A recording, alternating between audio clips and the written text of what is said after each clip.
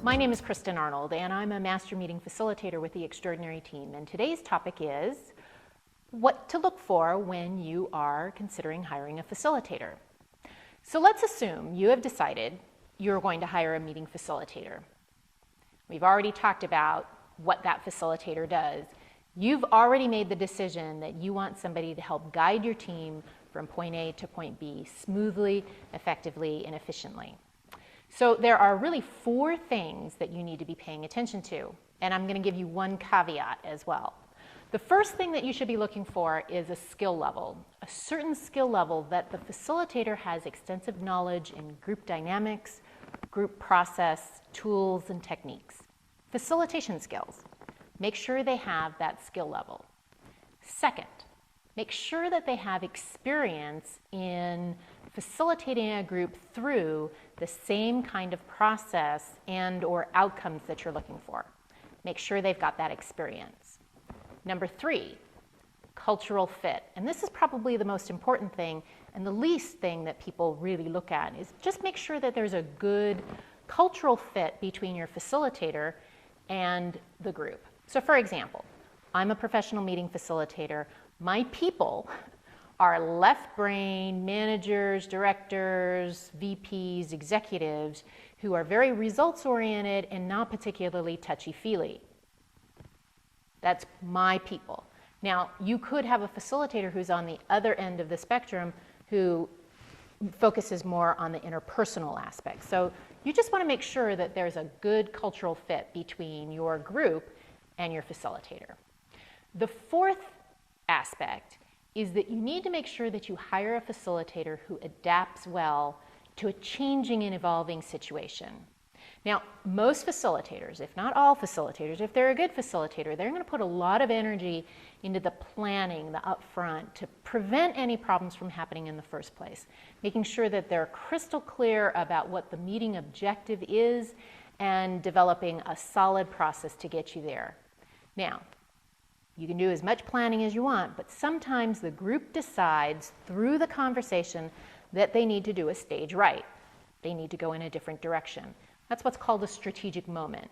Some facilitators might be too married to their own process that they aren't willing to adapt to that situation. So one of the things that you might want to look at or ask the facilitator is if they're adaptable. Give them an example of when they had to adapt on the fly.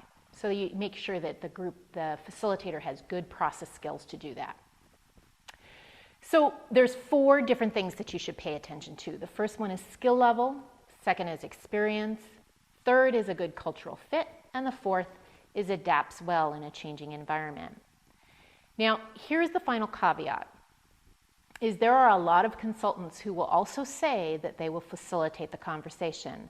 Please beware of the consultant as a facilitator, and there's a couple of drawbacks. There are plenty of consultants who can facilitate, but the main difference between the two is the consultant is bringing their content into the conversation.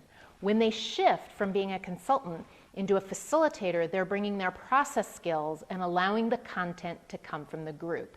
The main difference is that the facilitator believes that the content is already resident in the room. The consultant is bringing that content. So sometimes you might actually want your consultant to be one of the team members and to have a sheer process facilitator facilitate that meeting.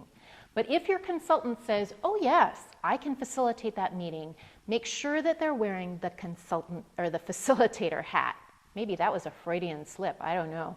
But there's 3 things that you really want to beware of when the consultant is wearing the facilitator hat. First is make sure that they're not going to manipulate the conversation to achieve the objective that they believe you need to aspire to. So make sure that they're not going to try to manipulate.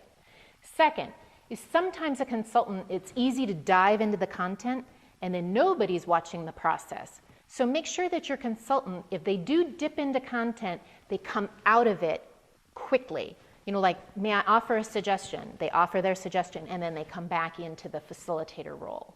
The third thing that you need to be aware of is that some consultants may just hijack the conversation. The conversation among the team members are going in a fairly smooth fashion, and the consultant will take them off in a different direction, even though they're facilitating, and we call that a hijack. Not that it would happen. Many consultants are able to facilitate a conversation, but they just need to be very clear about which hat they're wearing. So those are 4 skills and 1 caveat of what to look for when you're trying to hire a facilitator. This is Kristin Arnold, and I'm a high-stakes meeting facilitator, helping you achieve extraordinary results smoothly and collaboratively. Check us out at www.extraordinaryteam.com. Thanks for listening.